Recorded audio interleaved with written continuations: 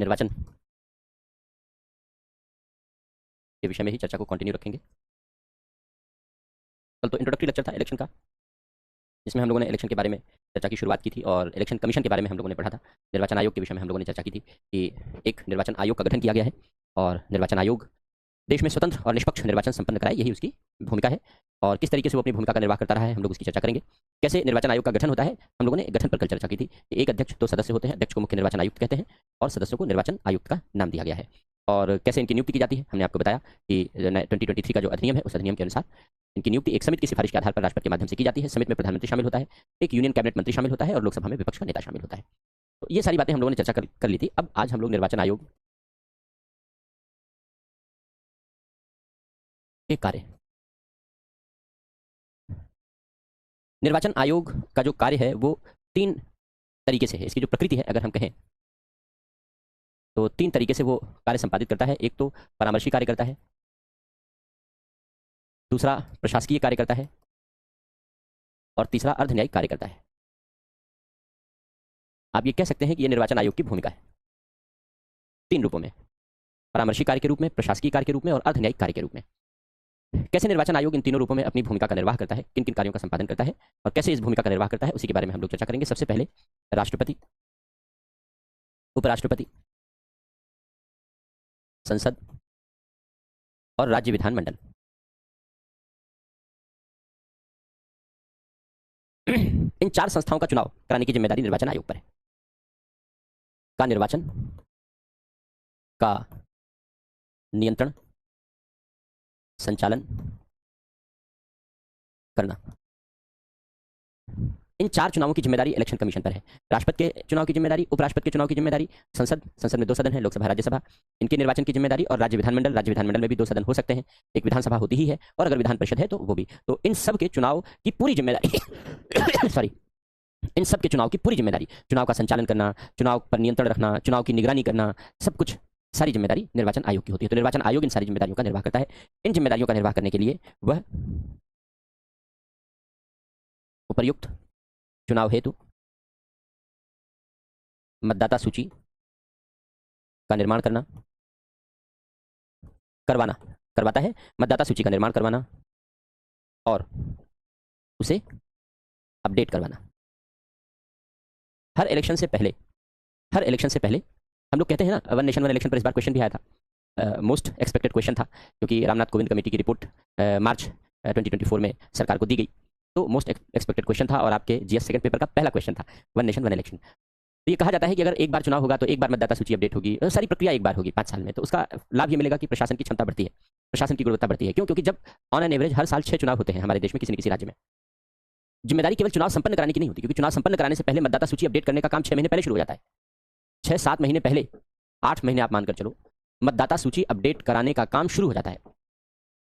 और मतदाता सूची अपडेट करता कौन है? ये जिम्मेदारी किसकी है? जिम्मेदारी जिला स्तर के अधिकारियों की है। अब जिला स्तर के अधिकारी सरकारी नीतियों का कार्यान्वयन करें, विकास कार्यक्रम संपादित करें या मतदाता सूची अपडेट करवाएं, क्योंकि जिम्मेदारी तो उन्हीं को निभानी पड़ेगी। जिम्मेदारी तो अंततः जिले के जिलाधिकारी की होगी, उसी को मीटिंग बुलानी पड़ेगी, उसी को दिशा निर्देश देने पड़ेंगे, उसी की निगरानी में सारे कार्य होंगे। तो बार बार जब चुनाव होता है तो ये समस्याएं बड़ी गंभीर हो जाती हैं। एनीवे, वो हम लोग आगे चर्चा करेंगे, मेन एग्जामिनेशन के नजरिए से जब उस टॉपिक को एनालाइज करेंगे। तो मतदाता सूची का निर्माण करवाना, अपडेट करवाना। अब इस मतदाता सूची का निर्माण करने और अपडेट करने में 2 बातों का ध्यान रखना पड़ता है। कौन सी 2 बातें? आर्टिकल 325। पहली बात, आर्टिकल 325 कहता है कि मतदाता सूची किसी व्यक्ति को धर्म, मूलवंश, जाति या लिंग के आधार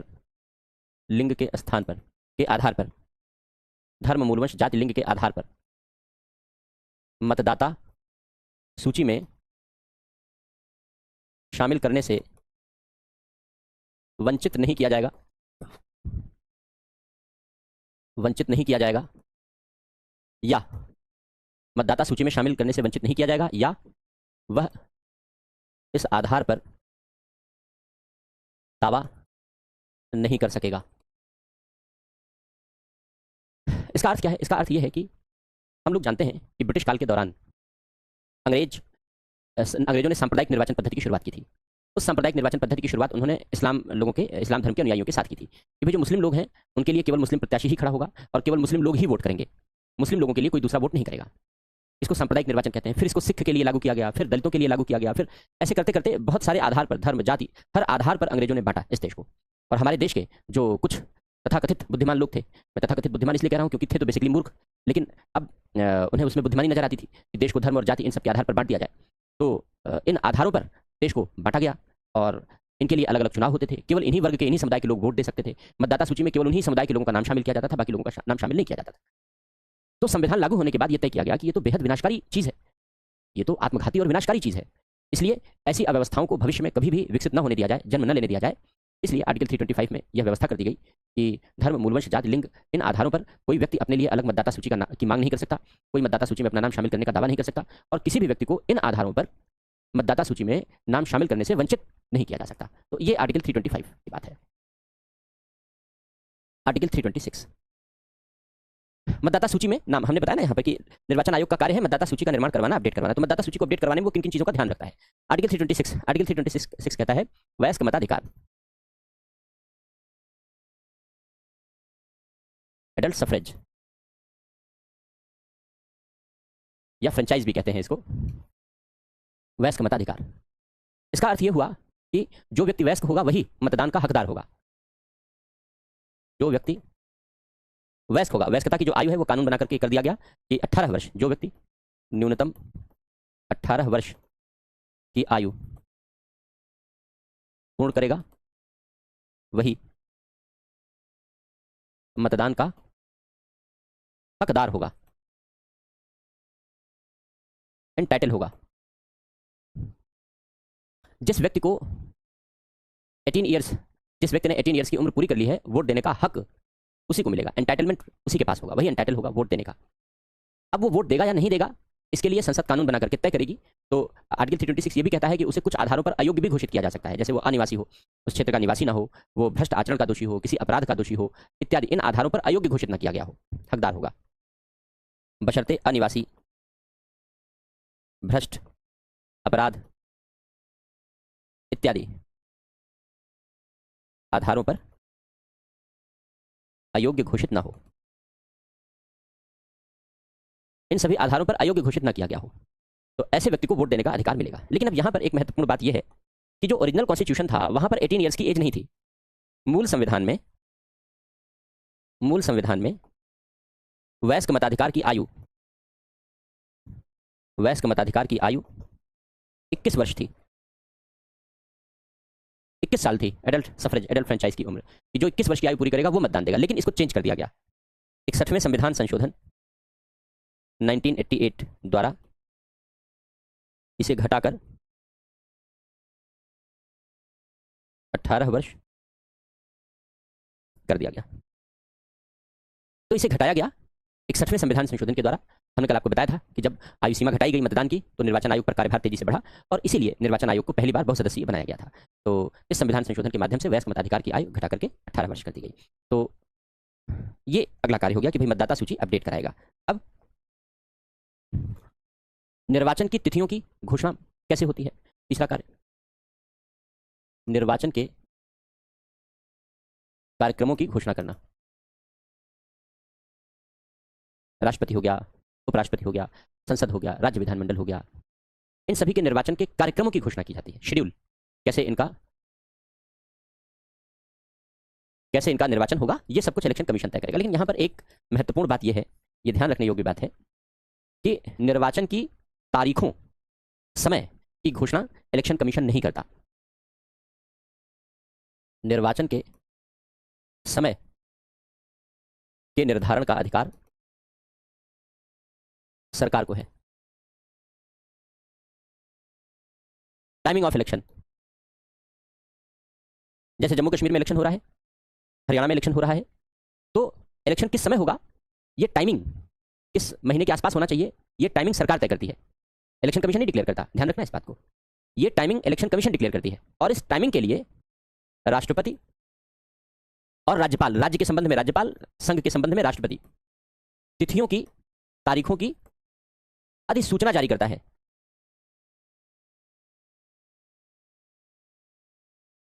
राष्ट्रपति और राज्यपाल तिथियों की अधिसूचना जारी करता है, निर्वाचन आयोग नहीं करता। निर्वाचन आयोग क्या करता है, शेड्यूल। कार्यक्रम, किन किन तारीखों में चुनाव कब कब कहाँ कहाँ किस किस स्टेज में संपन्न कराए जाएंगे, कैसे संपन्न होंगे, ये सब इलेक्शन कमीशन का काम है। लेकिन टाइमिंग और डेट्स इलेक्शन कमीशन नहीं तय करता, ये सरकार निर्धारित करती है। राष्ट्रपति और राज्यपाल इनकी अधिसूचना जारी करते हैं। ये बात लोक प्रतिनिधित्व अधिनियम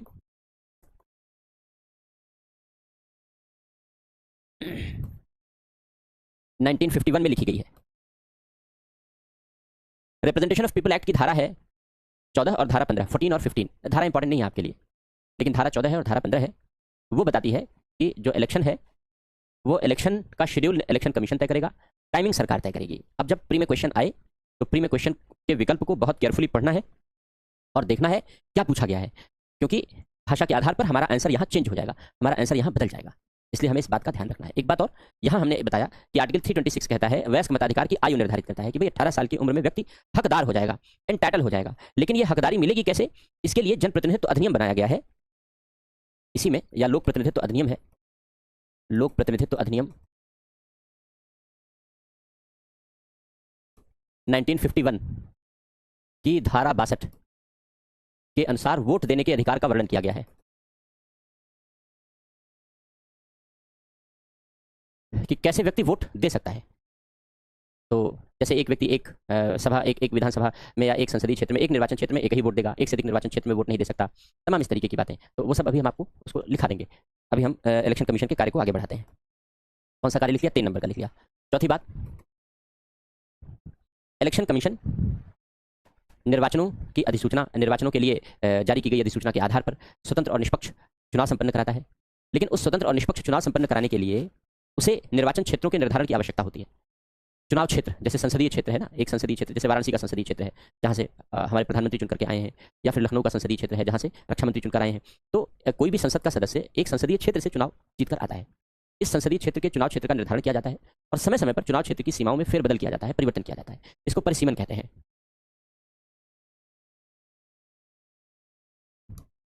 चुनाव क्षेत्रों का परिसीमन करना।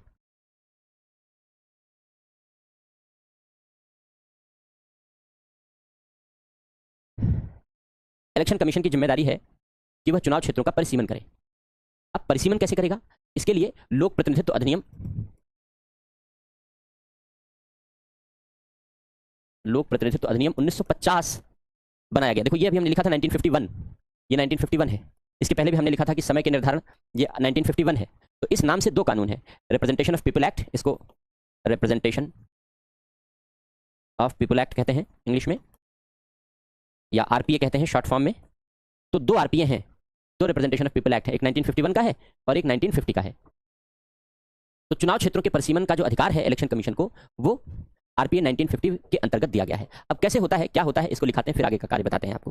चुनाव क्षेत्रों का परिसीमन क्या होता है? परिसीमन का अर्थ होता है कि चुनाव क्षेत्रों की सीमाओं का निर्धारण या पुनर्निर्धारण करना, निर्धारण या पुनर्निर्धारण करना। क्योंकि एक बार हमने चुनाव क्षेत्र की सीमा तय कर दी, संसद के चुनाव, लोकसभा के चुनाव, विधानसभा के चुनाव की सीमा तय कर दी। लेकिन सीमा तय होने के बाद जब हम चुनाव क्षेत्र की सीमा तय करते हैं तो हमेशा इस बात का ध्यान रखा जाता है कि जो जनसंख्या है और वहां आवंटित सीटों की संख्या है उसका अनुपात एक जैसा होना चाहिए हर जगह। इसका मतलब यह है कि जनसंख्या और सीटों के अनुपात में समतुल्यता होनी चाहिए, लगभग तुलनात्मक आधार पर उन्हें बराबर होना चाहिए। एग्जैक्ट बराबरी तो हो नहीं सकती, तो लगभग तुलनात्मक आधार पर उन्हें बराबर होना चाहिए, क्योंकि अनुपात एक जैसा होना चाहिए। अब होता क्या है कि समय समय पर यह अनुपात डिस्टर्ब हो जाता है। कुछ क्षेत्रों से लोग पलायन कर जाते हैं, जैसे ग्रामीण क्षेत्रों से लोग पलायन कर गए, शहर में पलायन कर गए, पढ़ने के लिए, रोजगार के लिए, आजीविका चलाने के लिए, व्यापार कारोबार के लिए। तो वहाँ पॉपुलेशन कम हो गई, शहरों में पॉपुलेशन बढ़ गई, और बड़े शहरों में पॉपुलेशन और बढ़ गई। तो आवाजाही के क्रम में, माइग्रेशन के क्रम में जो जनसंख्या का संतुलन है वो डिस्टर्ब हो जाता है। कहीं जनसंख्या ज़्यादा तेजी से बढ़ जाती है और कहीं जनसंख्या कम हो जाती है। जैसे बिहार जैसे प्रदेशों में आप देखें तो ग्रामीण क्षेत्रों में पॉपुलेशन बहुत तेजी से कम हुई है, क्योंकि जो युवा हैं वो रोजगार के लिए शहरों की तरफ या राजधानियों की तरफ उन्होंने तेजी से रुख किया है, तेजी से प्रवास किया है, तो जनसंख्या कम हो गई। अब जब क्षेत्रों में जनसंख्या कम हो गई तो जनसंख्या का असंतुलन हो गया। अब इलेक्शन से पहले जनसंख्या के इस असंतुलन को दूर करना चाहिए, इलेक्शन से पहले जनसंख्या के असंतुलन को दूर करना चाहिए। लेकिन ये बड़ा कठिन काम है, इतना आसान काम नहीं है। ये इतने बड़े देश के लिए, वर्तमान समय में लगभग 150 करोड़ की आबादी है, तो इतने बड़े जनसंख्या के लिए ये काम आसान नहीं है। तो इसलिए संविधान ने ये तय किया कि जब जनगणना के आंकड़े आएंगे, हम लोगों ने ये परंपरा बनाई कि भाई जनगणना हर 10 साल में कंडक्ट कराई जाएगी। हालांकि कोविड के कारण ये क्रम भंग हो गया, क्योंकि कोविड 2020 में ही कोविड शुरू हो गया, वही जनगणना का समय था, उसी समय से जनगणना शुरू हो जाती है। लेकिन कोविड की भयंकरता के कारण जनगणना का काम शुरू ही नहीं किया जा सका। तो जनगणना के आंकड़े जो 10 साल में प्रकाशित होते थे वो क्रम भंग हो गया, वो क्रम टूट गया। लेकिन संविधान ये कहता है कि जब हर बार जनगणना के आंकड़े प्रकाशित होंगे, उन जनगणना के आंकड़ों के बाद चुनाव क्षेत्रों का परिसीमन किया जाएगा। क्योंकि जनगणना के आंकड़े आएंगे तो उन्हीं से पता चलेगा कि जनसंख्या कहाँ कम ज्यादा हो गई। जहां जनसंख्या कम ज्यादा हो गई उसी के आधार पर चुनाव क्षेत्रों की सीमाओं को घटाया और बढ़ाया जाएगा, जिससे जनसंख्या का अनुपात एक जैसा रहे। ध्यान से सुन लेना, समझ लेना। तो जनसंख्या का अनुपात एक जैसा रहे, इसके लिए चुनाव क्षेत्रों की सीमा बढ़ानी पड़ेगी या घटानी पड़ेगी। जहां जनसंख्या ज्यादा इकट्ठी हो गई वहां चुनाव क्षेत्रों की सीमा घटा देनी पड़ेगी। जहां जनसंख्या कम हो गई, लोग पलायन कर गए वहां से, वहां चुनाव क्षेत्रों की सीमा बढ़ानी पड़ेगी। तभी तो जनसंख्या का अनुपात एक जैसा बना रहेगा।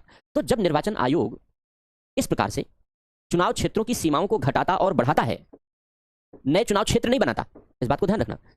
परिसीमन का मतलब नए चुनाव क्षेत्र नहीं बनाना है। परिसीमन का मतलब जो चुनाव क्षेत्र हैं उन्हीं चुनाव क्षेत्र की सीमाओं को घटाना और बढ़ाना है, जिससे कि हर चुनाव क्षेत्र की जनसंख्या का अनुपात लगभग एक जैसा रहे, लगभग एक जैसा रहे। यही प्रयास किया जाता है। तो हर जनगणना के बाद यह प्रयास होना चाहिए। तो 1951 में जनगणना हुई तो 1952 में परिसीमन हुआ, 1961 में जनगणना हुई तो 1962 में परिसीमन हुआ, 1971 में जनगणना हुई तो 1972 में परिसीमन हुआ। तो हर 10 साल बाद परिसीमन भी होता रहा। लेकिन 1971 की जनगणना के आंकड़ों के प्रकाशन के बाद देश में जनगणना के आंकड़ों को लेकर के विवाद छिड़ गया। विवाद इसलिए छिड़ गया क्योंकि दक्षिण भारत के राज्यों ने कहा कि भाई हमने जनसंख्या नियंत्रण करने पर हमने ध्यान दिया, हमारे यहाँ जनसंख्या बेतहाशा नहीं बढ़ी, जबकि उत्तर भारत के राज्यों ने जनसंख्या नियंत्रण पर कोई ध्यान नहीं दिया, इसलिए यहाँ जनसंख्या में बेतहाशा वृद्धि हुई है। तो ऐसी दशा में अगर हम लोग नई जनगणना के आधार पर इस तरीके से परिसीमन करेंगे तो ये तो गड़बड़ हो जाएगा, चीजें चेंज करने की जरूरत है। तो 1971 की जनगणना के बाद चीजें डिस्प्यूटेड हो गई। नतीजा ये हुआ कि फिर चुनाव क्षेत्रों का परिसीमन हुआ ही नहीं। 2001 की जब जनगणना हुई तो 2001 की जनगणना के बाद सरकार ने यह निर्णय लिया कि भाई बहुत हो गया, अब बातचीत करके नया परिसीमन करा लिया जाना चाहिए। तो सरकार ने बातचीत की और बातचीत करके नया परिसीमन करा लिया गया। तो 2002 में परिसीमन फिर से कराया गया। तो इस तरीके से अब तक देश में कुल 4 बार परिसीमन हो चुके हैं। इस तरीके से यानी चुनाव क्षेत्रों की सीमाओं को 4 बार घटाया बढ़ाया गया है पूरे देश में। इस तरीके से अब चुनाव क्षेत्रों का ये जो परिसीमन है, जिसकी सीमाओं को घटाया बढ़ाया गया, ये किया कैसे जाता है, चुनाव क्षेत्रों का परिसीमन होता कैसे है? इसके लिए संसद एक कानून बनाती है, परिसीमन आयोग अधिनियम। इस कानून के अंतर्गत परिसीमन आयोग का गठन किया जाता है, डिलिमिटेशन कमीशन बनाया जाता है, परिसीमन आयोग का गठन किया जाता है। इस परिसीमन आयोग में एक अध्यक्ष बनाया जाता है। निर्वाचन आयोग का मुख्य निर्वाचन आयुक्त भी इसमें शामिल होता है पदेन अध्यक्ष के रूप में। उच्चतम न्यायालय के न्यायाधीश शामिल किए जाते हैं और जो जनप्रतिनिधि हैं 2 से 7 जनप्रतिनिधियों को शामिल किया जाता है। डिपेंडिंग, जब परिसीमन आयोग का गठन होगा तो वो खुद तय करेगा कि कितने कितने लोग शामिल होंगे। नंबर फिक्स नहीं है यहाँ पर। संसद परिसीमन आयोग का अधिनियम बनाएगी, उस अधिनियम में इन सारी बातों का वर्णन करेगी। परिसीमन आयोग का गठन राष्ट्रपति के द्वारा होगा, इसी अधिनियम के अनुसार राष्ट्रपति के द्वारा होगा।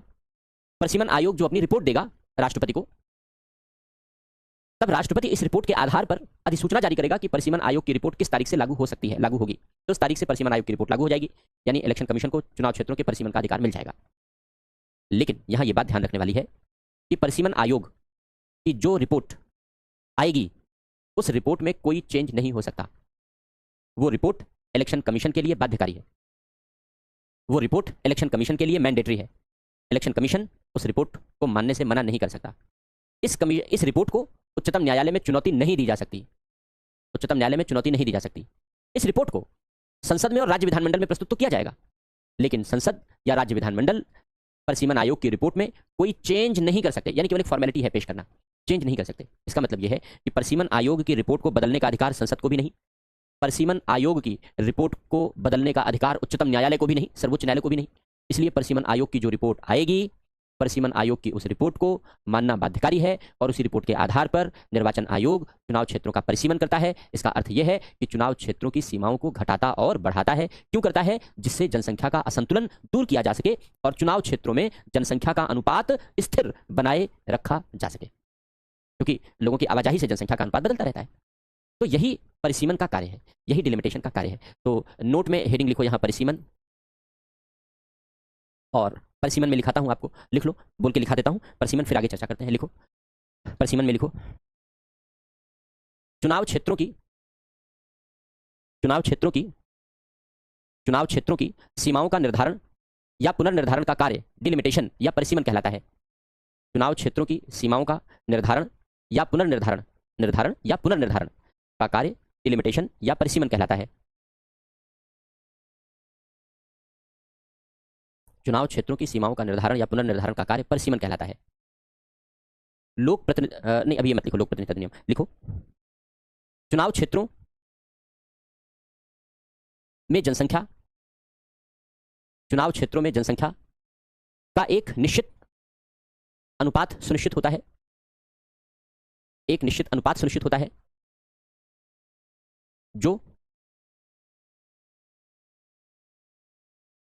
लोगों के आने जाने के कारण, जो लोगों के आने जाने या विस्थापन के कारण, जो लोगों के आने जाने या विस्थापन के कारण असंतुलित होता रहता है, आने जाने या विस्थापन के कारण असंतुलित होता रहता है।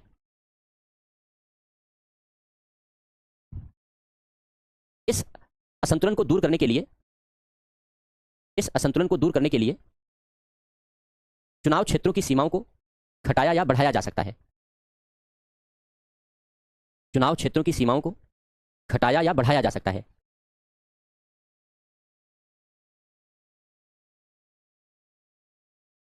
जिससे जनसंख्या का अनुपात स्थिर बना रहे।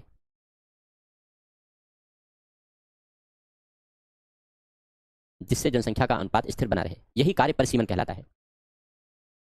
यही कार्य परिसीमन कहलाता है। पैरा चेंज करके लिखो। लोक प्रतिनिधित्व अधिनियम 1950 के अनुसार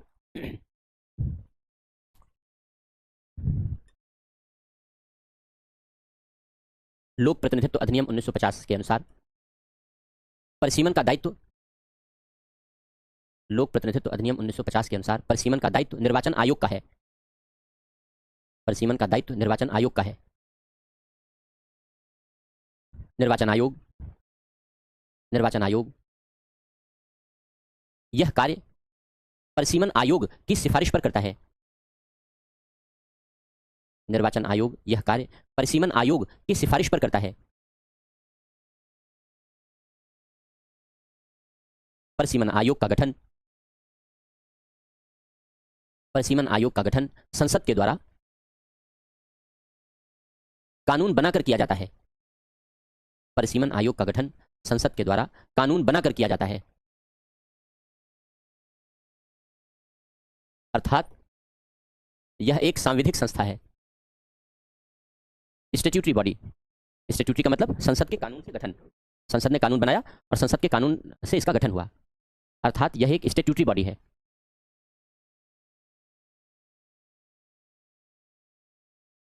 पैरा चेंज करके लिखो। परिसीमन आयोग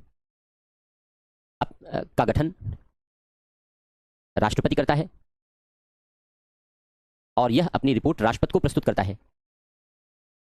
और यह अपनी रिपोर्ट राष्ट्रपति को प्रस्तुत करता है।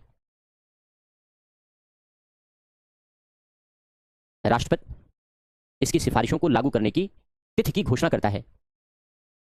राष्ट्रपति इसकी सिफारिशों को लागू करने की तिथि, तारीख की घोषणा करता है।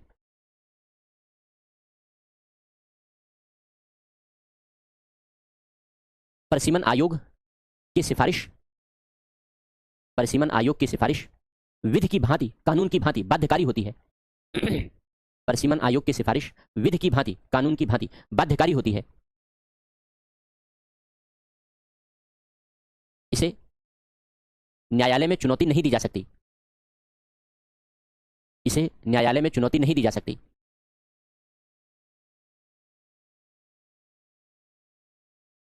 इसे संसद और राज्य विधानमंडल में प्रस्तुत किया जाता है। इसे संसद और राज्य विधानमंडल में प्रस्तुत किया जाता है। किंतु ये इसमें संशोधन नहीं कर सकते। किंतु ये इसमें संशोधन नहीं कर सकते।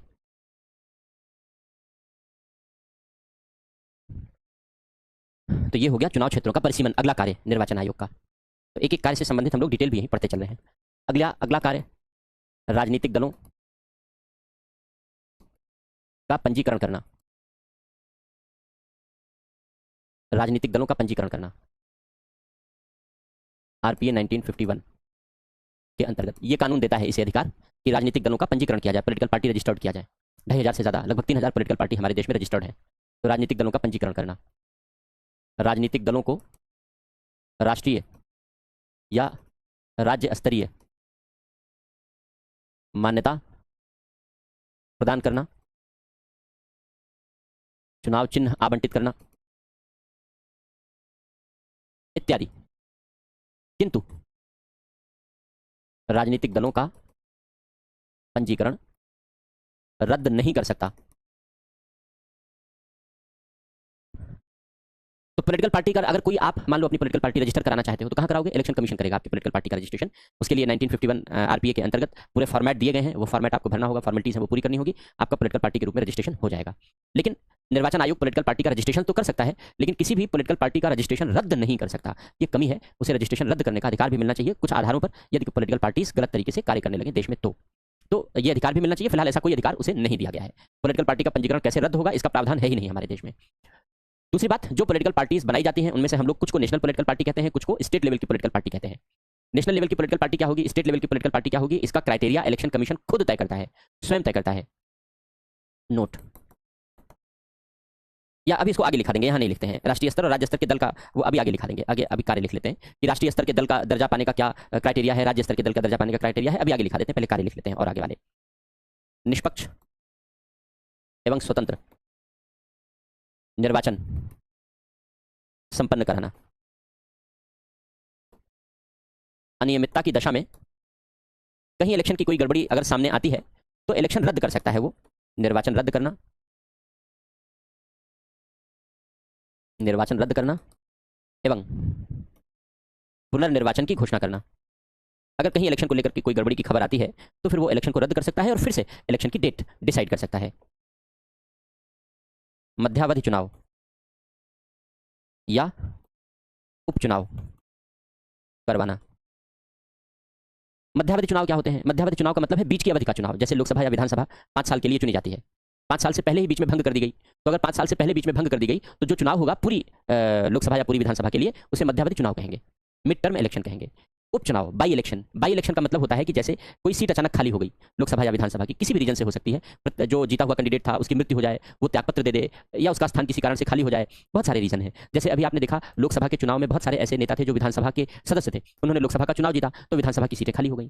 कुछ नेता ऐसे थे जिन्होंने एक से ज्यादा सीटों पर लोकसभा का चुनाव लड़ा, लोकसभा का चुनाव एक से ज्यादा सीटों पर लड़ा, तो एक ही सीट रख सकते हैं, एक से ज्यादा सीटें तो रख नहीं सकते, ये हम लोग लिख चुके हैं संसद में। तो एक सीट से उन्होंने इस्तीफा दे दिया तो वो सीट खाली हो गई। अब ऐसे सारी सीटों पर 6 महीने के भीतर चुनाव होना जरूरी होता है, चाहे वो मध्यावधि चुनाव हो चाहे उपचुनाव हो, 6 महीने के भीतर चुनाव कराना जरूरी हो जाता है। तो ऐसे चुनाव भी इलेक्शन कमीशन कंडक्ट कराता है। विवादों के समाधान हेतु अधिकारियों की नियुक्ति करना। अगर विवाद है कोई भी इलेक्शन को लेकर के तो किसी भी अधिकारी को नियुक्त करके उसको जिम्मेदारी दे सकता है। चुनाव आचार संहिता, मॉडल कोड ऑफ कंडक्ट की घोषणा करना एवं लागू करवाना। अब ये क्या होता है? मॉडल कोड ऑफ कंडक्ट क्या होता है?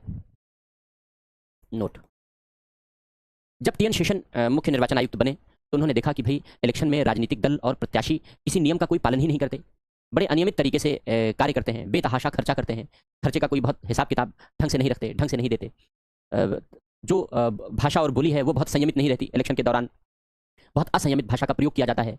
बहुत सारी चीज़ें, जो प्रभावी लोग हैं वो अपने प्रभाव का गलत प्रयोग कर लेते हैं, जो कमज़ोर प्रत्याशी है वो उसका नुकसान हो जाता है। तो मुख्य निर्वाचन आयुक्त टीएन शेषन थे, उन्होंने ये तय किया, उन्होंने ये सोचा कि ये तो गलत बात है। जैसे जब बच्चा स्कूल में पढ़ता है तो एक डिसिप्लिन फॉलो करता है, जब टीचर पढ़ा रहा होता है, जब न्यायाधीश न्यायालय में बैठकर निर्णय दे रहे होते हैं तो सारे न्यायाधीश के लिए, स्वयं सारे कर्मचारियों के लिए, वकीलों के लिए एक डिसिप्लिन होता है, एक डेकोरम होता है, मेंटेन करना होता है। कहीं भी अगर कोई कार्य हो रहा है तो हर जगह एक डिसिप्लिन होता है, एक अनुशासन होता है। तो अगर इलेक्शन है तो इलेक्शन में भी तो एक अनुशासन होना चाहिए। ऐसा तो नहीं है कि जिसकी जो मर्जी, मेरी जो मर्जी आए मैं करूं, मेरी मर्जी आए मैं शराब बांटूं, मेरी मर्जी आए मैं पैसा बांटूं, मेरी मर्जी आए मैं साड़ियां बांटूं, मेरी मर्जी आए मैं कपड़े बांटूं, मेरी मर्जी आए मैं अनाज बांटूं इलेक्शन के दौरान। ऐसे तो नहीं चलेगा, एक डिसिप्लिन फॉलो करना पड़ेगा। वो आचरण के भी संबंध में, भाषा व्यवहार के भी संबंध में उन्होंने पहली बार इस तरीके से राजनीतिक दलों के लिए और चुनाव लड़ने वाले प्रत्याशियों के लिए एक कोड ऑफ कंडक्ट बनाया, आचरण के नियमों की रूपरेखा बनाई कि आपको इलेक्शन में कैंपेनिंग के दौरान, जैसे इलेक्शन की डेट डिक्लेयर हो जाएगी तब से लेकर के और जब तक रिजल्ट नहीं आएगा तब तक आपको आचरण के इन नियमों का पालन करना पड़ेगा। इन्हीं नियमों को मॉडल कोड ऑफ कंडक्ट कहते हैं।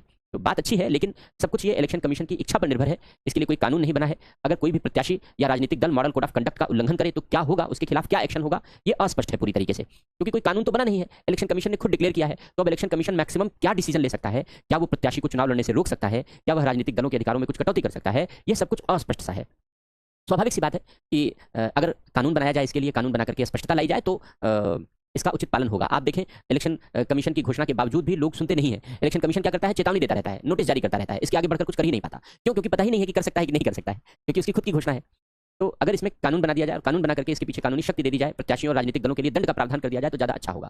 क्योंकि इलेक्शन के दौरान जो प्रत्याशी हैं वे असंयमित भाषा का प्रयोग करते हैं, धर्म जाति इन आधारों पर वोट मांगते हैं, प्रलोभन देते हैं, लालच देते हैं प्रत्याशियों लोगों को, जनता को। तो ये सारी चीज़ें एक तरीके की करप्ट प्रैक्टिसेज हैं। ये करप्ट प्रैक्टिसेज हैं। चुनाव मुद्दों के आधार पर होना चाहिए। चुनाव इस आधार पर नहीं होना चाहिए कि आप एक दूसरे को गालियां दें। किसी ने कह दिया कि भाई सनातन धर्म मच्छर और कीड़े मकोड़े जैसा है ना, कहा था किसी तमिलनाडु के नेता ने, वहाँ के मुख्यमंत्री के लड़के ने कहा था। तो इस तरीके से या और भी जो अलग अलग टिप्पणियां हैं जाति को लेकर के और तरह तरह से, ये सबको रोकने की जरूरत है। और ये तभी रुकेगा जब कानून बनेगा, क्योंकि कानून के अनुसार दंड की व्यवस्था होगी कि भाई एक ट्रिब्यूनल होगा, ट्रिब्यूनल में मुकदमा चलेगा, इनको जेल भेज दो सीधे, और अब ये चुनाव नहीं लड़ेंगे। और जिस प्रत्याशी के लिए चुनाव लड़ते प्रचार करते समय उन्होंने ये बात कही, उस प्रत्याशी को भी चुनाव नहीं लड़ने दिया जाएगा। उसकी जगह कोई दूसरा प्रत्याशी अब चुनाव लड़ेगा, उसका भी कैंडिडेट रद्द कर दिया जाए। जब तक ऐसे कठोर कानून नहीं बनाए जाएंगे तब तक इन नेताओं की जुबान पर लगाम नहीं लगेगी, और जब तक इनकी जुबान पर, इनकी टंग पर लगाम नहीं लगेगी तब तक ये देश को तोड़ने और बांटने का काम करते रहेंगे। तो ये मॉडल कोड ऑफ कंडक्ट इसी को रोकने के लिए लाया गया, लेकिन कानूनी शक्ति न होने के कारण वो उतना इफेक्टिव नहीं हो पाया। तो लिखो यहाँ पर मॉडल कोड ऑफ कंडक्ट क्या है, 2 लाइन लिख लो यहाँ पर। लिखो, निर्वाचन के दौरान, चुनाव के दौरान, निर्वाचन के दौरान प्रत्याशियों, कैंडिडेट्स, निर्वाचन के दौरान प्रत्याशियों और राजनीतिक दलों प्रत्याशियों और राजनीतिक दलों के आचरण को, प्रत्याशियों और राजनीतिक दलों के आचरण को विनियमित करने के लिए, रेगुलेट करने के लिए, आचरण को विनियमित करने के लिए, रेगुलेट करने के लिए, या नियंत्रित लिख सकते हो, अच्छा शब्द विनियमित है, विनियमित करने के लिए आदर्श आचार संहिता या चुनाव आचार संहिता, कुछ भी लिख लो, आदर्श चुनाव आचार संहिता घोषित की जाती है, घोषित की जाती है। निर्वाचन आयोग इसकी घोषणा करता है और इसे लागू करवाता है। निर्वाचन आयोग इसकी घोषणा करता है और इसे लागू करवाता है। यद्यपि यद्यपि इस संहिता के लिए विधिक, इस संहिता के पीछे विधिक शक्ति नहीं है, इस संहिता के पीछे विधिक शक्ति नहीं है, कानूनी शक्ति नहीं है। और यह भी स्पष्ट नहीं रहता सॉरी, और यह भी स्पष्ट नहीं रहता कि आचरण संहिता का उल्लंघन करने पर, यह भी स्पष्ट नहीं रहता कि आचरण संहिता का उल्लंघन करने पर दोषियों के विरुद्ध क्या कार्रवाई की जाएगी। यह भी स्पष्ट नहीं रहता कि आचरण संहिता का उल्लंघन करने पर दोषियों के विरुद्ध क्या कार्रवाई की जाएगी, क्या एक्शन लिया जाएगा।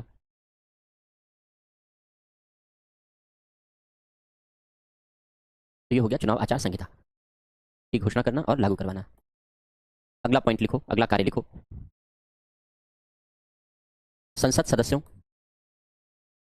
की निरर्हता के संबंध में राष्ट्रपति को परामर्श देना। पढ़ा है हम लोगों ने आर्टिकल 102, संसद सदस्यों की निरर्हता के प्रावधान लिखे गए हैं। उसी तरीके से राज्य विधानमंडल सदस्यों की निरर्हता के संबंध में राज्यपाल को परामर्श देना। संसद सदस्यों को राष्ट्रपति अयोग्य घोषित कर सकता है कुछ आधारों पर। आर्टिकल 102 में हमने वो आधार पढ़े हैं। इन्हीं आधारों पर राज्यों में राज्यपाल राज्य विधानमंडल के सदस्यों को अयोग्य घोषित कर सकता है, तो परामर्श देना। चौथा, राष्ट्रपति शासन को 1 वर्ष बाद बढ़ाने के लिए राष्ट्रपति को परामर्श देना। हम लोगों ने लिखा है कि राष्ट्रपति शासन 1 साल तक तो लागू हो सकता है, 6-6 महीने के टुकड़े में, लेकिन 1 साल के बाद तभी बढ़ेगा जब आपातकाल लागू हो और निर्वाचन आयोग लिखित रूप से प्रमाणित करे कि चुनाव कराया जाना संभव नहीं है। लिखा है हम लोगों ने, तो ये प्रावधान उसी को लेकर के। निष्पक्ष निर्वाचन हेतु राष्ट्रपति एवं राज्यपाल से उपयुक्त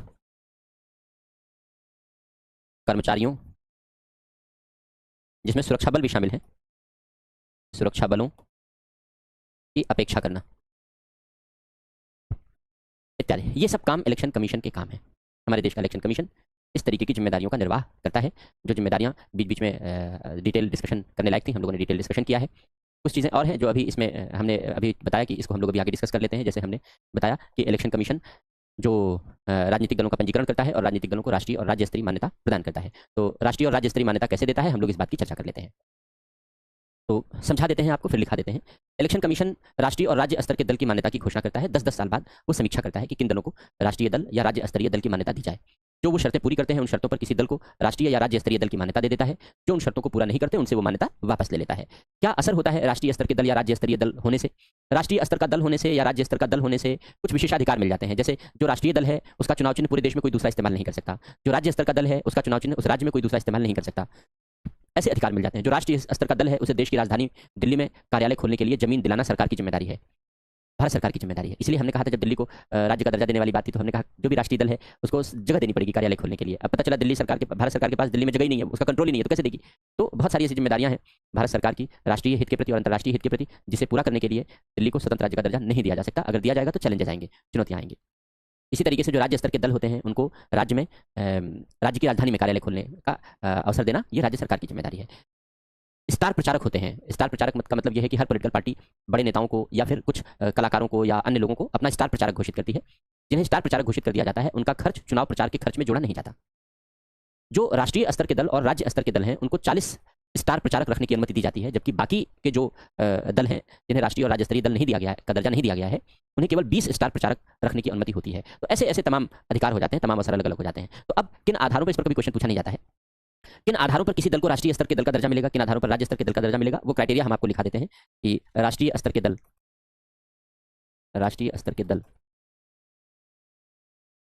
की मान्यता के प्रावधान। किसी दल को, किसी पॉलिटिकल पार्टी को नेशनल पॉलिटिकल पार्टी का दर्जा कब मिलेगा?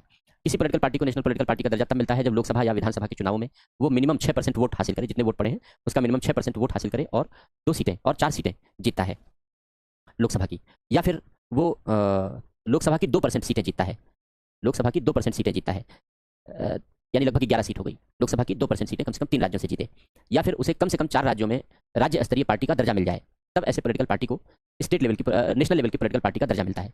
इसी तरीके से स्टेट लेवल की पॉलिटिकल पार्टी का दर्जा दिया जाता है जब लोकसभा में किसी पॉलिटिकल पार्टी को 6% वोट मिले किसी राज्य में और 1 सीट लोकसभा की मिले, या फिर राज्य विधानसभा के चुनाव में 6% वोट मिले उस राज्य में और 2 विधानसभा की सीटें जीत जाए, या फिर 3% या 3 सीटें जो मैक्सिमम हो वो जीते, या फिर जो इलेक्शन कंडक्ट हुआ है लोकसभा या विधानसभा का उसमें टोटल 8% वोट मिल जाए, या फिर लोकसभा की जो सीटें हैं राज्य में उन सीटों में 25 के अनुपात में 1 सीट जीते। जैसे अगर लोकसभा की 22, 23, 24, 25, 26, 27, 28 ऐसी सीटें हैं तो 1 सीट उसे जीत कर आना चाहिए। 50 सीटों के आसपास है तो 2 सीट जीत के आना चाहिए, 75 सीटों के आसपास है तो 3 सीट जीत के आना चाहिए। इस तरीके से तो 25 के अनुपात में राज्य में लोकसभा में 1 सीट जीती गई हो तो पॉलिटिकल पार्टी का दर्जा दिया जा सकता है। आसान नियम है पॉलिटिकल पार्टी के दर्जा के, लेकिन मुझे लगता है कि ये गलत है। पॉलिटिकल पार्टी को नेशनल और स्टेट लेवल का बनाने के लिए प्रावधान कठोर होने चाहिए। कठोर इसलिए होने चाहिए जिससे कि हर पॉलिटिकल पार्टी को इस तरीके का दर्जा पाने का अधिकार ना हो, क्योंकि राष्ट्रीय स्तर और राज्य स्तरीय दल का दर्जा मिलना अपने आप में एक बड़ी बात है। तो इसके लिए प्रावधान सरल नहीं होने चाहिए, कठोर होने चाहिए। वैसे ही जैसे यूपीएससी का एग्जाम है तो आपका चयन हो रहा है, तो आपके चयन के लिए एग्जाम इतना आसान नहीं है, बहुत कठिन भी नहीं है लेकिन इतना आसान भी नहीं है। यूपीएससी जिस तरीके से पेपर बनाता है, जिस तरीके से एग्जाम लेता है, तो ऐसे ही जो राष्ट्रीय स्तर के दल है, राज्य स्तर के दल हैं, वही चुनाव लड़ते हैं, वही सत्ता में प्रायः आते हैं, वही उन्हीं का नेता प्रधानमंत्री, मुख्यमंत्री या विभिन्न मंत्री पद धारण करता है, तो उनके लिए भी जो प्रावधान है वो कठोर बनाए जाने चाहिए, आसान नहीं होने चाहिए, क्योंकि उन्हें सत्ता हासिल करनी है। तो इन प्रावधानों से बहुत ज़्यादा सहमत तो नहीं हुआ जा सकता, लेकिन फिर भी अब इलेक्शन कमीशन ने बना रखा है। क्यों? क्योंकि हमारे यहाँ जो पॉलिटिकल पार्टीज़ हैं, भारत में पॉलिटिकल पार्टीज़ की जो विशेषताएं हैं उनमें सकारात्मक कम और नकारात्मक विशेषताएं ज़्यादा उत्पन्न हो गई हैं, या यूँ कह सकते हैं कि भारत में पॉलिटिकल पार्टीज़ में बुराइयां ज़्यादा उत्पन्न हो गई हैं। जैसे ज़्यादातर जो विकसित देश हैं, जैसे आप ब्रिटेन देखो, अमेरिका देखो, ज़्यादातर देशों में 2 दलीय प्रणाली है, यानी 2 बड़े दल हैं और 3-4 छोटे दल हैं, यानी 1 दर्जन भी पॉलिटिकल पार्टीज़ नहीं है वहाँ पर, तो पॉलिटिकल पार्टीज़ की संख्या कम रहती है। जबकि भारत जैसे देश में पॉलिटिकल पार्टीज़ की संख्या बहुत ज़्यादा है। चुनाव लड़ने वाली पॉलिटिकल पार्टीज़ लगभग 500 से ज़्यादा है इस देश में, और जो रजिस्टर्ड पॉलिटिकल पार्टीज़ की संख्या है वो लगभग 3000 है। तो संख्या बहुत ज़्यादा है, यानी 3000 पॉलिटिकल पार्टीज़ रजिस्टर्ड हैं लेकिन वो चुनाव नहीं लड़ती। तो करती क्या है? पैसे की हेराफेरी, फिर हेराफेरी। क्यों? क्योंकि इन पॉलिटिकल पार्टीज पर कोई अंकुश नहीं है, इन पॉलिटिकल पार्टीज पर कोई नियंत्रण है ही नहीं। इनको पैसा कहां से मिलता है आपको जानने का हक नहीं है, क्योंकि ये सूचना के अधिकार के अंतर्गत नहीं आते, इसलिए आप इनसे आरटीआई के तहत सूचना नहीं मांग सकते। हाँ, जब तक इलेक्टोरल बॉन्ड था तब तक सूचना मांगी जा सकती थी कि कहां से कितना पैसा मिला, लेकिन अब इलेक्टोरल बॉन्ड खत्म हो गया है तो वो जानकारी भी नहीं मांगी जा सकती। इलेक्टोरल बॉन्ड इसलिए खत्म कर दिया गया क्योंकि वो भी पारदर्शी नहीं था, गोपनीय तरीके से उसमें भी धन आता था, इसलिए उच्चतम न्यायालय ने उसको रद्द कर दिया। क्यों? क्योंकि पॉलिटिकल पार्टी को जो पैसा मिलना चाहिए वो ट्रांसपेरेंट होना चाहिए। हमको पता होना चाहिए ना कि कोई पॉलिटिकल पार्टी कहां से पैसा लेती है, देश के कौन कौन लोग हैं जो पैसा देते हैं, विदेशों के कौन कौन लोग हैं जो पैसा, विदेशों से भी तो पैसा मिलता है इनको, विदेशी एनजीओ पैसा देते हैं। तो विदेश के कौन कौन से एनजीओ हैं, विदेश के कौन कौन से डोनर्स हैं जो हमारे यहाँ की पॉलिटिकल पार्टी को फंड देते हैं, ये जानने का हक हमें होना चाहिए, लेकिन हमें ये अधिकार दिया ही नहीं गया है। क्योंकि चोर चोर मसले भाई, सारे पॉलिटिकल पार्टी इस बात को लेकर के एक मत है कि जनता को अपने बारे में कुछ भी जानने न दिया जाए। पॉलिटिकल पार्टीज का कोई ऑडिट नहीं होता, उनकी ऑडिट रिपोर्ट के बारे में हमें जानने का कोई हक नहीं है, कोई अधिकार नहीं है। हमारे यहाँ जो पॉलिटिकल पार्टीज हैं उनमें खुद आंतरिक लोकतंत्र नहीं है। भारत विश्व का सबसे बड़ा लोकतंत्र है। इस लोकतंत्र में जो पॉलिटिकल पार्टीज हैं उनमें खुद आंतरिक लोकतंत्र होना चाहिए। आंतरिक लोकतंत्र का अर्थ होता है कि पॉलिटिकल पार्टी के जो पदाधिकारी हैं, अध्यक्ष, उपाध्यक्ष, महामंत्री, सचिव, इन सब के लिए चुनाव हो और पॉलिटिकल पार्टी के जो सदस्य हैं वो चुनाव करके उन्हें चुने। तो इसको कहते हैं पॉलिटिकल पार्टी में आंतरिक लोकतंत्र होना। भारत जैसे विश्व के सबसे बड़े लोकतंत्र में पॉलिटिकल पार्टीज में आंतरिक लोकतंत्र ही नहीं है। यहाँ पॉलिटिकल पार्टीज परिवारवाद और वंशवाद का शिकार है। एक ही परिवार का व्यक्ति पॉलिटिकल पार्टीज का मुखिया बनता है। इसके अलावा पॉलिटिकल पार्टीज पर करप्शन के आरोप लगते रहे हैं क्योंकि जो फंडिंग है वो ट्रांसपेरेंट नहीं है। पॉलिटिकल पार्टीज ने क्रिमिनलाइजेशन को बढ़ावा दिया है, राजनीति के अपराधीकरण को बढ़ावा दिया है और यही कारण है कि वर्तमान लोकसभा में 47% ऐसे सदस्य चुनकर आए हैं जो आपराधिक छवि के हैं। कोई भी पॉलिटिकल पार्टी एक्सेप्शन नहीं है। हर पॉलिटिकल पार्टी से आपराधिक छवि के लोग चुन करके आए हैं। इतना ही नहीं, कुछ ऐसे भी पॉलिटिकल पार्टीज हैं जिनके लोकसभा के जो सदस्य चुनकर आए हैं वे 100% क्रिमिनल हैं। एक भी शरीफ चुनकर नहीं आया है। मैं पॉलिटिकल पार्टी का नाम नहीं लूंगा। एडीआर की रिपोर्ट है, एसोसिएशन फॉर डेमोक्रेटिक रिफॉर्म, वो रिपोर्ट जाके पढ़ लेना, वरना आप कहोगे पॉलिटिकल पार्टी को बदनाम कर रहे हैं। तो एडीआर की रिपोर्ट है, एसोसिएशन फॉर डेमोक्रेटिक रिफॉर्म की रिपोर्ट है, जाके पढ़ लेना। कुछ ऐसी भी पॉलिटिकल पार्टीज हैं जिनके 100% सांसद क्रिमिनल बैकग्राउंड के हैं, एक भी शरीफ आदमी चुनकर नहीं आया है। तो ऐसी दशा में जो पॉलिटिकल पार्टीज हैं उन पॉलिटिकल पार्टीज ने अपनी नैतिकता गिराई है। नैतिकता का अभाव है पॉलिटिकल पार्टीज में। दलीय अनुशासन का अभाव है पॉलिटिकल पार्टीज में। स्वार्थ चरम पर है। दल बदल जैसे दोष हैं। राष्ट्रहित के बजाय वे संकीर्ण हितों से प्रेरित होती हैं। जाति, धर्म, लोगों को दिए जाने वाले प्रलोभन, वे उनके प्रेरणा के आधार होते हैं, बजाय कि राष्ट्रहित, राज्यहित उनकी प्रेरणा का आधार हो। तो भारत में पॉलिटिकल पार्टीज की अगर हम विशेषताओं की बात करें तो विशेषताओं में हम कुछ अच्छाइयाँ लिख ही नहीं सकते। आज कंडीशन ये है क्योंकि वो बुराइयों का घर बन गई हैं। तो कहने के लिए तो हमें विशेषताएं जाननी चाहिए, लेकिन विशेषताओं में हमें इन नकारात्मक विशेषताओं को ही लिखना पड़ता है, बुराइयों को ही लिखना पड़ता है, क्योंकि अच्छाई तो नजर ही नहीं आती। पॉलिटिकल पार्टीज के काम में पारदर्शिता नहीं, पॉलिटिकल पार्टीज के काम में जवाबदेही नहीं।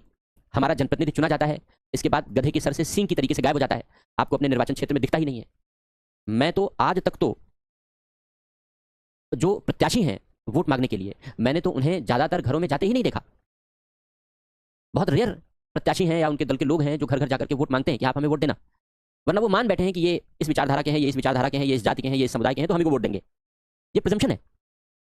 ये बेहद गलत दिशा है राजनीति की, जिस ओर हमारी राजनीति जा रही है। तो चेंजेस लाने की आवश्यकता है। कठोर पॉलिटिकल रिफॉर्म की जरूरत है और ये कठोर पॉलिटिकल रिफॉर्म तभी होंगे जब हम चाहेंगे। क्योंकि डॉक्टर अंबेडकर ने संविधान सभा में कहा था, जब अंतिम दिन वो बोल रहे थे, तो अंतिम दिन बोलते समय उन्होंने कहा कि हमें इस बात का भय है कि कहीं ऐसा ना हो कि इस देश के लोग अपनी स्वतंत्रता को कुछ नेताओं के चरणों में गिरवी रख दें। डॉक्टर अंबेडकर का स्टेटमेंट है, रिकॉर्डेड स्टेटमेंट है।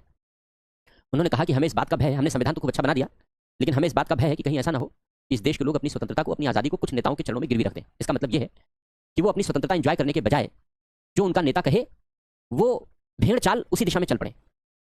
उनका नेता अच्छा बोले तब भी समर्थन, तब तो होना ही चाहिए। उनका नेता बुरा बोले तब भी समर्थन। उनका नेता देश विरोधी कार्य करे तब भी समर्थन। उनका नेता देश को, समाज को तोड़ने का काम करे तब भी समर्थन। डॉक्टर अंबेडकर इस बात से बहुत व्यथित थे, बड़े चिंतित थे इस बात को लेकर के कि कहीं ऐसा ना हो कि हमारे देश के लोग अपनी आज़ादी को नेताओं के चरणों में गिरवी रख दें। और दुर्भाग्य की बात यह है कि जो भय उन्होंने प्रकट किया था 1949 में संविधान सभा में भाषण देते समय, जो भय उन्होंने प्रकट किया था, वो भय आज हमारे सामने है। हमारे देश की अधिकांश जनता ने अपनी स्वतंत्रता को नेताओं के चरणों में गिरवी रख दिया है। एक व्यक्ति की भक्ति करते हैं वो, जिसको पसंद कर लें। हर व्यक्ति ने अपने अपने एक एक नेता को पसंद कर लिया है, जाति के आधार पर, धर्म के आधार पर या अन्य आधारों पर। बस वो उसी की भक्ति करता है। उसको इस बात से मतलब नहीं कि देश का भला किस चीज़ों में है, समाज का भला किस चीज़ों में है। उसे बस इस बात से मतलब है कि हमारा नेता जो कहे वही सही। डॉक्टर अंबेडकर इस बात से बेहद चिंतित थे कि कहीं ऐसा ना हो कि हमारा लोकतंत्र इस दिशा में चला जाए। और दुर्भाग्यवश हमारा लोकतंत्र इसी दिशा में चला गया है जो डॉक्टर अंबेडकर, बाबा साहब अंबेडकर नहीं चाहते थे। वो चाहते थे कि हमारे देश के लोग बुद्धिमान बने, वे चाहते थे कि हमारे देश के लोग तार्किक सोच वाले बने और नेताओं को अपना नौकर माने, एजेंट माने। ये सांसद और विधायक कौन है? सांसद और विधायक हमारे नौकर हैं, हमारे एजेंट हैं, हमारे प्रतिनिधि हैं ना, मालिक हम हैं। इस लोकतंत्र में मालिक हम हैं, मालिकाना हक हमारे पास है, संप्रभुता हमारे पास है। जितने भी हम विधायक और सांसद चुनते हैं, ये सब हमारे एजेंट हैं, ये सब हमारे प्रतिनिधि हैं, ये सब हमारे नौकर हैं, मालिक हम हैं। हमने इनको चुना कि जाओ मेरे लिए काम करो, और कुछ भी गड़बड़ करोगे वापस बुला लूंगा, दूसरे को भेज दूंगा। ये मालिकाना हक हमको दिया इस देश के संविधान ने, डेमोक्रेसी ने। हमने उल्टा कर दिया संविधान को। हम नौकर बन बैठे, उनको मालिक बना दिया। नौकर को मालिक बना दिया और जो मालिक थे वो खुद नौकर बन बैठे। तो सोचना पड़ेगा इस देश की जनता को, समझना पड़ेगा इस देश की जनता को कि इस देश के संविधान ने तुमको संप्रभु बनाया है। संप्रभु शक्ति तुमको सौंपी है, नेताओं को नहीं। नेताओं को तुम्हारा एजेंट बनाया है, नेताओं को तुम्हारा प्रतिनिधि बनाया है। जब चाहो तुम अपने प्रतिनिधि को चेंज कर सकते हो, जब चाहो तुम अपने एजेंट को बदल सकते हो। तुमको अपने एजेंट को कंट्रोल करने का राइट है। लेकिन ये सब कुछ तब होगा जब देश के लोगों को अकल होगी। अकल है नहीं, और सब अपने आप को सुकरात और अरस्तु से कम नहीं समझते। ऐसा भी नहीं है, क्योंकि हर व्यक्ति को स्वयं को आकलन करने का स्तर बड़ा ऊंचा होता है, मनोविज्ञान कहता है। तो हर आदमी अपने आप को प्लेटो, सुकरात, अरस्तु से कम नहीं समझता। लेकिन हकीकत यह है कि अकल नहीं है। अकल इसलिए नहीं है क्योंकि डॉक्टर अंबेडकर का एक मापदंड है, और वो मापदंड ये है कि क्या आपने अपनी स्वतंत्रता किसी नेता के चरणों में गिरवी तो नहीं रख दी है। और अगर आपने अपनी स्वतंत्रता किसी नेता के चरणों में गिरवी रख दी है तो आप बुद्धिहीन है, तब आप अकलहीन है, डॉक्टर अंबेडकर के शब्दों में। और हमारे देश की जनता इसी दिशा में, इसी बुद्धिहीनता की दिशा में तेजी से आगे बढ़ रही है। ये बेहद चिंता की बात है, ये बेहद शर्म की बात है। तो लिखते हैं, चलो पहले राजनीतिक स्तर की दल की मान्यता लिख लो, राष्ट्रीय स्तर की दल, फिर पहले लिखो राष्ट्रीय स्तर की दल की मान्यता के प्रावधान लिखो, राष्ट्रीय स्तर की दल की मान्यता के प्रावधान लिखो। पहला पॉइंट लिखो, जब किसी राजनीतिक दल को जब किसी राजनीतिक दल को लोकसभा या विधानसभा के निर्वाचन में लोकसभा या विधानसभा के निर्वाचन में कुल पड़े मतों का न्यूनतम 6% मत प्राप्त हो, वैध मतों का न्यूनतम 6% मत वोट प्राप्त हो, और न्यूनतम 4 सीटें जीतता हो,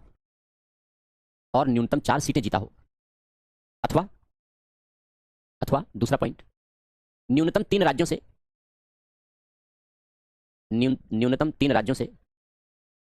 2% सीटें न्यूनतम 2% सीटें लोकसभा में प्राप्त हों, 2 सीटें लोकसभा में प्राप्त हों, 2% सीटें लोकसभा में प्राप्त हों, अथवा तीसरा पॉइंट, न्यूनतम 4 राज्यों में राज्य स्तरीय दल की मान्यता प्राप्त हो, न्यूनतम 4 राज्यों में राज्य स्तरीय दल की मान्यता प्राप्त हो। अब लिखो राज्य स्तरीय दल की मान्यता के प्रावधान, राज्य स्तरीय दल की मान्यता के प्रावधान लिखो। पहला पॉइंट लिखो, जब किसी दल को विधानसभा के चुनावों में कुल पड़े वैध मतों का 6% मत वोट 6% वोट प्राप्त हो, 6% वोट प्राप्त हो, और विधानसभा में न्यूनतम 2 सीटें प्राप्त हों, अथवा दूसरा पॉइंट लिखो, अथवा यदि लोकसभा चुनाव में दल को न्यूनतम 6% वोट प्राप्त हो, और लोकसभा में न्यूनतम 1 सीट प्राप्त हो, अथवा वह अगला पॉइंट, वह राज्य विधानसभा की कुल सीटों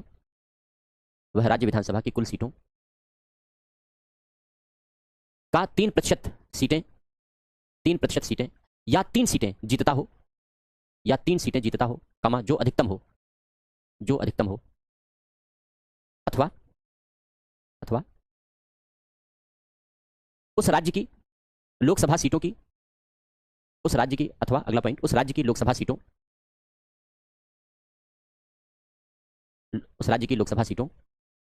में की हटा दीजिए, लोकसभा सीटों में 25 सीटों के अनुपात में एक सीट जीतता हो, 25 सीटों के अनुपात में एक सीट जीतता हो, अथवा अंतिम पॉइंट,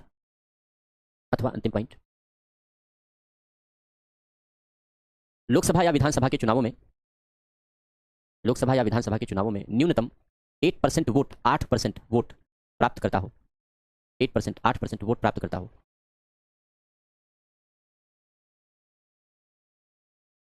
अब लिखो भारत में राजनीतिक दलों की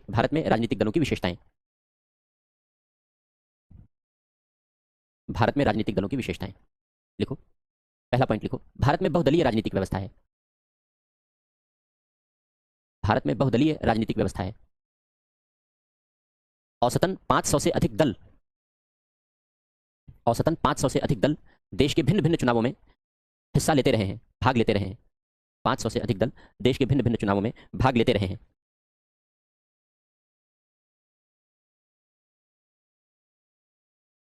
अगला पॉइंट लिखो,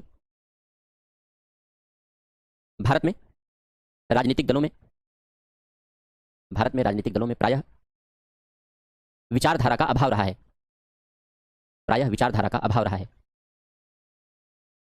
अथवा विचारधारा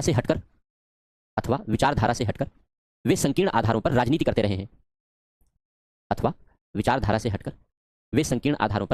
रहे हैं, अगला पॉइंट, राजनीतिक दलों में अनुशासन और नैतिकता में गिरावट या पतन के लक्षण उत्पन्न हुए हैं। राजनीतिक दलों में नैतिकता और अनुशासन के पतन के लक्षण उत्पन्न हुए हैं। अगला पॉइंट, दल बदल का दोष प्रबल रहा है। दल बदल का दोष प्रबल रहा है। अगला पॉइंट लिखो, नेक्स्ट पॉइंट, अधिकांश राजनीतिक दलों में स्वयं आंतरिक लोकतंत्र का अभाव पाया जाता है। अधिकांश राजनीतिक दलों में स्वयं आंतरिक लोकतंत्र का अभाव पाया जाता है। अर्थात वे परिवारवाद या वंशवाद जैसी बुराइयों के शिकार रहे हैं। अर्थात वे परिवारवाद या वंशवाद जैसी बुराइयों के शिकार रहे हैं। अगला पॉइंट, राजनीति में अपराधीकरण की प्रवृत्ति तेजी से बढ़ी है। राजनीति में अपराधीकरण की प्रवृत्ति तेजी से बढ़ी है, जिसने अपराधीकरण की राजनीति का रूप धारण कर लिया है। जिसने अपराधीकरण की राजनीति का रूप धारण कर लिया है। अगला पॉइंट, राजनीतिक दलों की फंडिंग की प्रणाली पारदर्शी नहीं है। राजनीतिक दलों की फंडिंग की प्रणाली पारदर्शी नहीं है। अगला पॉइंट, राजनीतिक दलों की गतिविधियों में पारदर्शिता और जवाबदेही का अभाव है। राजनीतिक दलों की गतिविधियों में पारदर्शिता और जवाबदेही का अभाव है। अगला पॉइंट,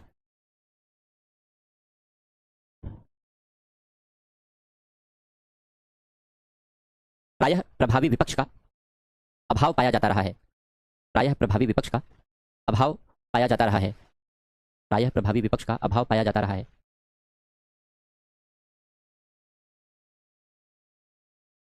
तो ये हो गया पॉलिटिकल पार्टी के विषय में।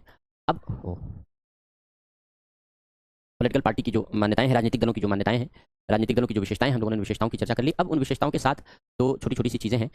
पहले हम लोग आरपीए 1950 और आरपीए 1951 दो बातें हम लोग चर्चा कर लेते हैं। अभी भी हम लोगों ने लिखा था यहाँ पर, जैसे एक तो आरपीए के नाम से 1950 और आरपीए 1951, ये दो कानून हैं। लोक प्रतिनिधित्व अधिनियम नाम एक ही है इनका, लोक प्रतिनिधित्व अधिनियम। तो ज़्यादातर चीज़ें इनकी हम लोग ऑलरेडी चर्चा कर चुके हैं। इंग्लिश में कहते हैं रिप्रेजेंटेशन ऑफ पीपल एक्ट। तो दोनों अधिनियम किन किन बातों को डील करते हैं, किन किन बातों को शामिल करते हैं, उनकी चर्चा कर लेते हैं। तो पहले हेडिंग लिखो आरपीए 1950। पहले आरपीए 1950 लिखो, फिर आरपीए 1951 लिखाता हूँ।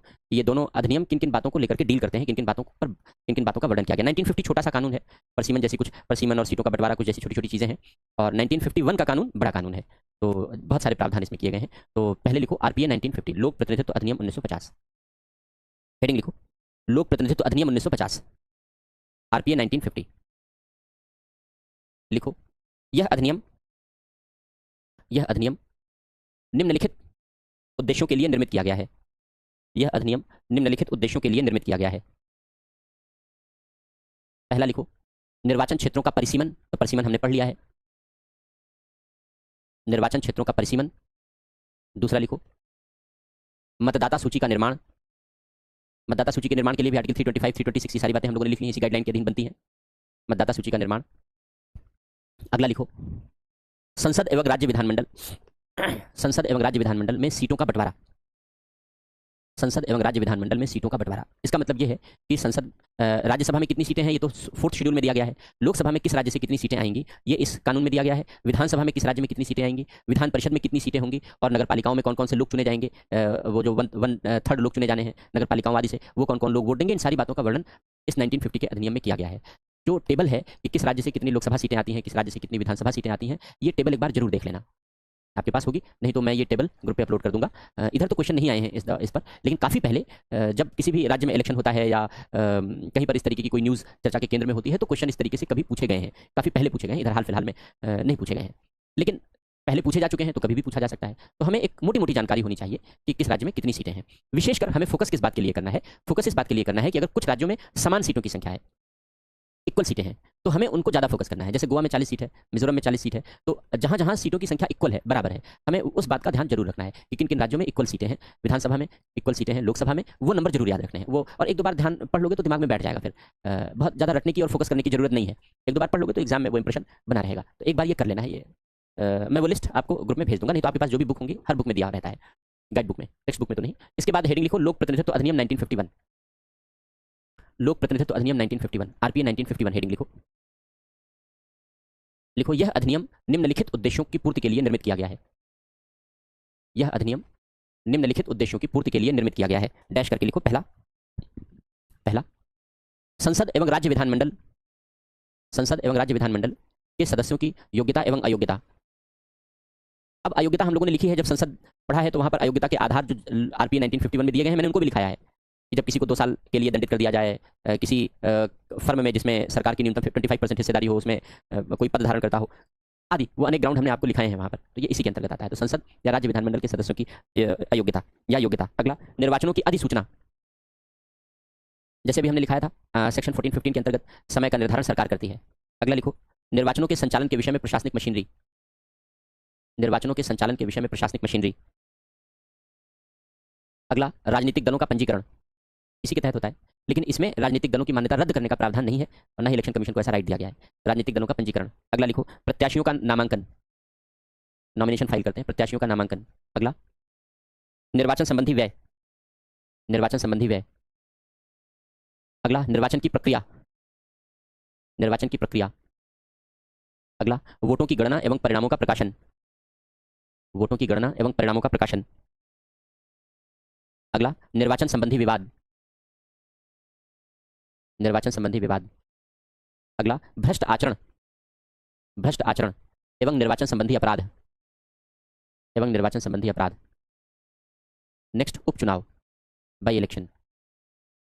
अब काफी कुछ चीजें हम लोगों ने आरपीए 1951 की पहले कवर कर ली हैं, तो एक चीजें हम लोगों ने कवर नहीं की हैं, तो उसे लिख लो यहाँ पर। जैसे हेडिंग लिखो वोट देने का अधिकार, आरपीए 1951 के अंतर्गत दिया गया है वोट देने का अधिकार, तो हेडिंग लिखो वोट देने का अधिकार, वोट देने का अधिकार लिखो।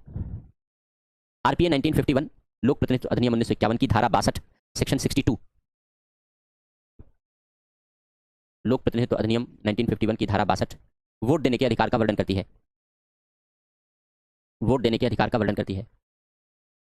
इसके अनुसार, इसके अनुसार डैश पहला पॉइंट लिखो, इसके अनुसार डैश पहला पॉइंट, जिस व्यक्ति का नाम, जिस व्यक्ति का नाम किसी निर्वाचन क्षेत्र की, जिस व्यक्ति का नाम किसी निर्वाचन क्षेत्र की मतदाता सूची में दर्ज है, मतदाता सूची में दर्ज है, वह वोट देने का हकदार होगा, वह वोट देने का हकदार होगा।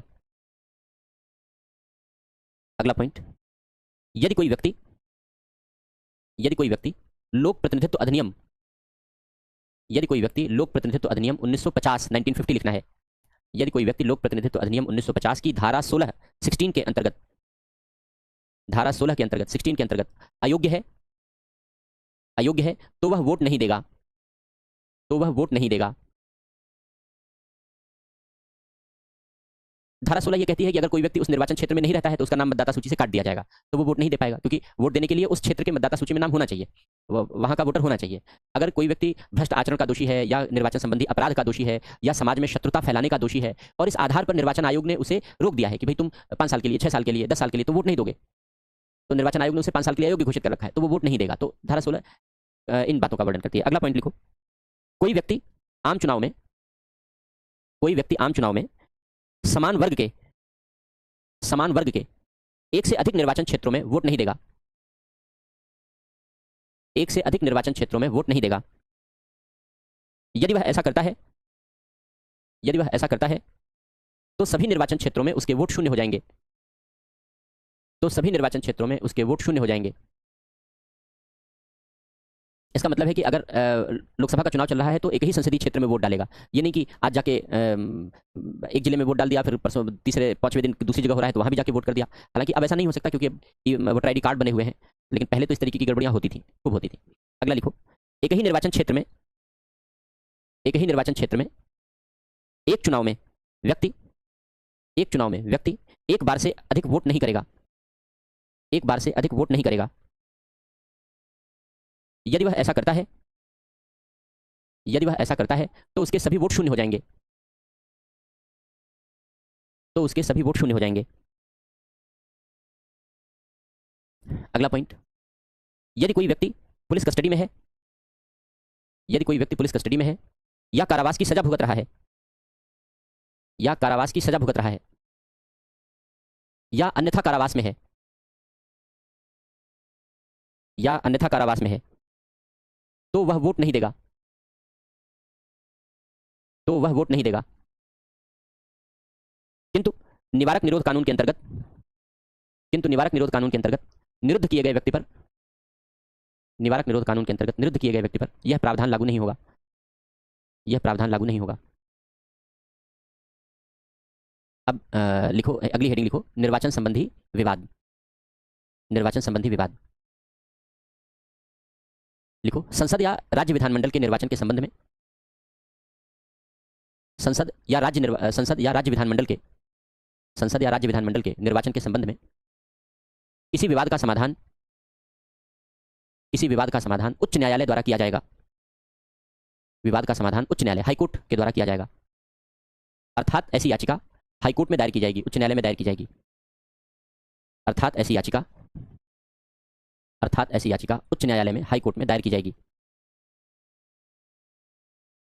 उच्च न्यायालय में दायर की जाएगी, जहां एक न्यायमूर्ति की बेंच मामले की सुनवाई करेगी। सिंगल बेंच, एक न्यायमूर्ति की बेंच मामले की सुनवाई करेगी और वह निर्वाचन को वैध या अवैध घोषित करने का निर्णय दे सकेगा। और वह निर्वाचन को वैध या अवैध घोषित करने का निर्णय दे सकेगा।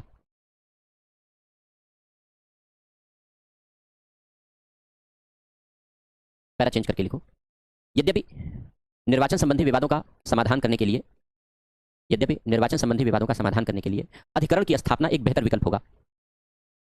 अधिकरण की स्थापना, ट्रिब्यूनल की स्थापना एक बेहतर विकल्प होगा, क्योंकि न्यायालय में जाता है तो मुकदमा खींचता है, यहां रहेगा ट्रिब्यूनल में तो फटाफट फैसला आएगा। ट्रिब्यूनल की स्थापना एक बेहतर विकल्प होगा। तो ये हो गया आरपीए 1950 और 1951 के बारे में। अब इसके बाद फिर इलेक्शन से रिलेटेड कुछ इशूज़ भी हैं, जैसे वन नेशन वन इलेक्शन ही है सबसे बड़ा इशू है, या फिर इलेक्टोरल फंडिंग है, चुनावों में फंडिंग बहुत बड़ा इशू है। दो तरीके की बातें हैं, एक तो पॉलिटिकल फंडिंग है और दूसरा इलेक्टोरल फंडिंग है। तो पॉलिटिकल फंडिंग के बारे में हम लोगों ने लिखा कि हमारे यहाँ पॉलिटिकल फंडिंग बेहद घटिया है, क्योंकि उसमें पारदर्शिता और जवाबदेही नहीं है। कोई भी पॉलिटिकल पार्टी किसी अपराधी से पैसा ले रहा है, किसी आतंकी से पैसा ले रहा है, हमें कुछ पता ही नहीं चलता।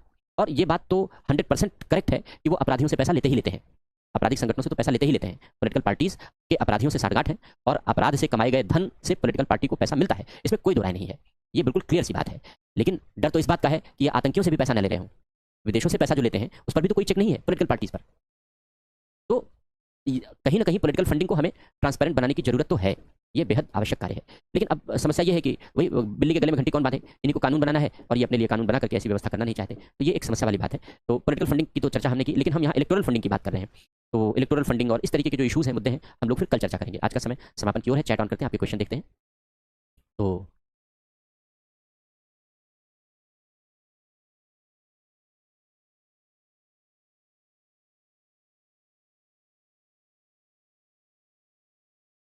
अगर कोई डाउट है तो पूछ सकते हैं, अदरवाइज फिर आज की क्लास को हम लोग फिर रोकेंगे। पूनम ठीक है, थैंक यू। ठीक है सपना, thank you. Aarzoo thank you. Anil कहते हैं पैसे से अभी बिहार में आईपीएस बना जा रहा है, क्या ये सच है? फ्रॉड तो होते रहते हैं। खुशी थैंक यू। ये सब फ्रॉड है, होते रहते हैं। ठीक है परमेश्वर thank you. Priyanka thank you. Piyush अपने क्या लिखा, क्वेश्चन नहीं पढ़ पाया, ऊपर निकल गया। नीरज अमित अमृत ठीक है। रियाज थैंक यू आपको भी।